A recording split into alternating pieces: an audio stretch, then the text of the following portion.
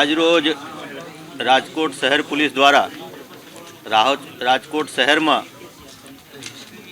જે ગેરકાયદેસર વ્યાજના ધંધા કરતા છે લોકો, આ લોકોને જે લોકો ત્રાસેલા છે, આ લોકોને સાથે એક લોક દરબાર કરવામાં આવ્યા। આ લોક દરબારમાં આ લોકોને જુદા જુદા જે સંસ્થાઓ છે, ફાઇનાન્શિયલ ઇન્સ્ટિટ્યુશન છે, બેંક છે, સરકારશ્રીને જે યોજનાઓ છે, આ બાબતમાં આ લોકોને સમજ આપવામાં આવ્યા અને આને જે કંઈ સમસ્યાઓ હતા આ લોકોને આ સાંભળવામાં આવ્યા। પછી આ લોકોને જે કોઈ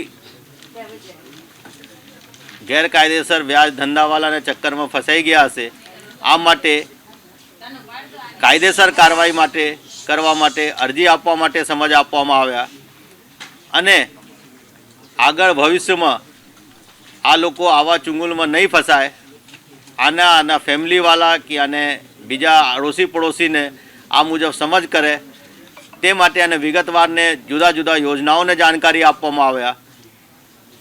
અને હું ઈચ્છું કે આથી આ લોકોને તો ફાયદા થશે અને આજુબાજુ બીજા જે લોકો છે આ લોકોને પણ ફાયદા થશે અને આગળ આ જે દૂષણ છે આમાં આપણે કંટ્રોલ કરી શકશું।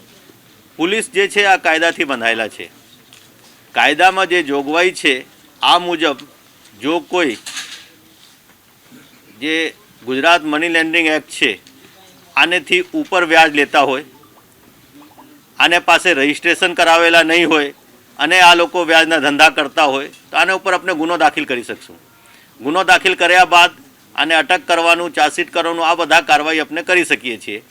અમુક કેસોમાં પછી માણસો આવી રીતે ફસાઈ જાય છે કે બાકી બધા આને પાસે હોય લેકિન આ લોકો સામેથી કંઈ આવા આપી દીધા હોય જેમાં પછી આપણે મદદ નથી કરી શકતા બધા। તો આમાં લીગલ શું છે પોઝિશન, આમાં લોયરની જો સલાહની જરૂર હશે તો આ લઈને પછી આપણે આને સહકાર આપી શકશું, જો કે આને સલાહ આપી શકશું। લેકિન પોલીસ જે છે આમાં જો કાયદેકીય રીતે ગુનો બનતા હશે તો ગુનો જ દાખલ કરીને આને ફરિયાદને ઉપરથી આને અટક કરવાનું અને ચાર્જશીટ કરવાનું આ કાર્યવાહી પોલીસમાં થશે। નહીં, આમાં જે ગુનામાં ફરિયાદ બનતા હશે આપને દાખલ કરશું। આપને જેવી રીતે માહિતી આપ્યા, ગયા વખતે પણ 60 અરજી આવી રીતે આવ્યા હતા અને 60માંથી 47માં ગુનો દાખલ થયા છે। જે બાકી અરજીઓ છે આને ઉપર કદાચ ગુનો નહીં બન્યા હશે અથવા અમુક વખતે આ પણ થાય છે કે પોલીસમાં ફરિયાદ થઈ જાય પછી સમાધાન થઈ જાય તો પછી પાછળથી ગુનો દાખલ નહીં થાય આ લોકોને, તો કદાચ આને કારણે નહીં થયા હશે। લેકિન શું કારણે આ બાકી 13 રહી ગયા છે આ એનાલિસિસ કરવાનું હજી બાકી છે। લેકિન 47માં 60માંથી 47માં તો ગુનો દાખલ થયા છે ગયા વખતે પણ અને આમાં 65 જેટલા જે છે આરોપીઓ અટક પણ કરવામાં આવ્યા છે અને 2 આરોપીને પાસામાં પણ અટક કરવામાં આવ્યા છે। તો કાર્યવાહી તો ગયા વખતે પણ થયા છે અને આવી જ રીતે આ વખતે પણ આ ડ્રાઈવ જે છે 1 મહિના સુધી ચાલવાના છે। પૂરા જુલાઈ માસમાં આ ડ્રાઈવ ચાલશે અને આમાં જેટલા અરજીઓ આવશે પછી આને આપણે એનાલિસિસ કરશું કે આમાંથી કેટલાને ગુનો દાખલ થયા અને કેટલાને નથી થયા તો શું કારણસર નથી થયા, પછી આપણે આના ઉપરથી નિષ્કર્ષમાં આવશું। નહીં, આપણે તો જે ભાઈ કાર્યવાહી કરે છે, જે વ્યાજ ઉપર ધંધો કરે છે, આપણે આને ઉપર સુધી જઈ શકીએ। આને ઉપરથી આગળ જવા માટે હવે કોના નાણાં છે નહીં છે આ માટે જો કંઈ લિંક મળે તો જ થાય। મોટા ભાગે આમાં વ્યાજખોરીમાં થાય શું છે કે આ ઓફિશિયલ નથી હોતા। જેવી રીતે અમે વાત કર્યા કે ચેકથી આ પેમેન્ટ નથી થતા, રોકડામાં થાય છે। રોકડામાં થાય તો આ કોના નાણાં છે આ પ્રૂફ કરવામાં થોડી તકલીફ પડે છે। બાકી હા, જે ભાઈએ વ્યાજ ઉપર નાણાં આપ્યા છે આ તો આને તો કે આપણે કબજેમાં લઈ શકીએ, લેકિન આ નાણાં આ ભાઈને કોણ પાછળથી આપી રહ્યા છે જ્યાં સુધી આપણી પાસે એવિડન્સ નહીં હોય ત્યાં સુધી કાર્યવાહી નહીં કરી શકશું। હજી આને ટોટલ કરવાનું બાકી છે, કારણ કે આ કાઉન્ટર અહીંયા પોલીસ સ્ટેશન વાઇઝ આપણે બનાવ્યા હતા ફરિયાદ લેવા માટે। પછી આ બધા પોલીસ સ્ટેશનવાળા ભેગા થશે પછી આજે કેટલા ફરિયાદ થાય આપણે માહિતી મળી જશે। આ લાઇસન્સ જે છે રજિસ્ટ્રાર પાસેથી મળતા હશે જો કે તો ત્યાંથી પછી આ વિગત આપ એક વખત જોઈ લઈએ આને શું ફરિયાદ છે। નહીં, આ રજૂઆત છે લેકિન આને ફરિયાદ શું છે આ ફરિયાદ જોવા પડે કે આને ફરિયાદમાં શું તથ્ય છે નહીં છે, આને ઉપરથી શું કાર્યવાહી થયા છે, પછી આમાંથી જો કોઈને બેદરકારી જણાઈ આવશે તો આને ઉપર કાર્યવાહી થશે। આ મારા પુત્ર અને અમારા પુત્રવધુ અને આ મારો પૌત્ર 7/1/2021ના રોજ એનો જન્મ થયેલો। ત્યારથી 6 મહિના સુધી અમૃતામાં આઈસીયુમાં દાખલ કર્યો। એ વખતે મારા પુત્ર આદિત્ય કુમારના મિત્ર મૌલિકભાઈ રાજાણી અને મોહિતભાઈ રાજાણીએ મદદ કરવા માટે એને 10 લાખ રૂપિયા આપ્યા હતા।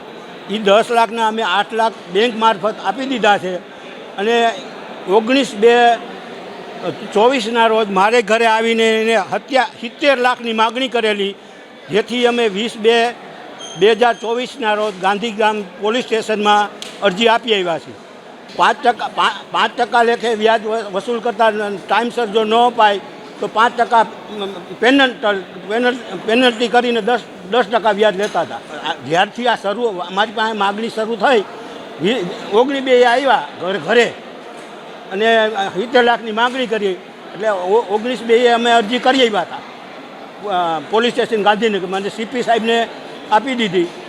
મુખ્યમંત્રી ભૂપેન્દ્રભાઈ પટેલ અને ગૃહમંત્રી હર્ષભાઈ સંઘવીને રજિસ્ટ્રીથી મોકલી દીધી હતી.